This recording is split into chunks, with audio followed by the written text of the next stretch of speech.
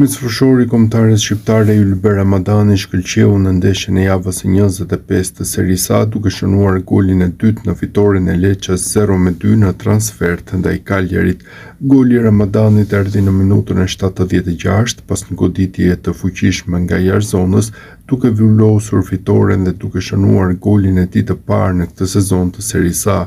Performanca e tij tregon se ai mbetet një nga lojtarët kryesorë të skuadrës dhe një element i domosdoshëm në mesfushën e Lecces, duke kontribuar jo vetëm me golat, por edhe me organizimin e lojës dhe mbështetje në fazën sulmuese.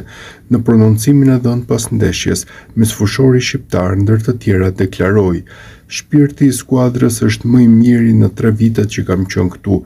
Jemi një skuadër që nëse fitojmë, fitojmë të gjithë, nëse humbasim, humbasim të gjithë. Duhet të vazhdojmë kështu në 13 ndeshjet e ardhshme.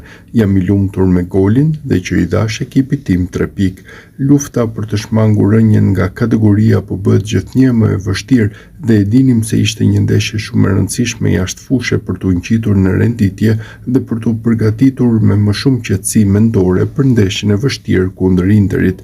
Duam të japim gjithçka për këtë fanellë dhe goli më bën dyfish të lumtur, sepse gruaja ime është atë dhe unë me të vërtet doja t'ja dedikoja këtë gol asaj dhe të gjithë familjes sime.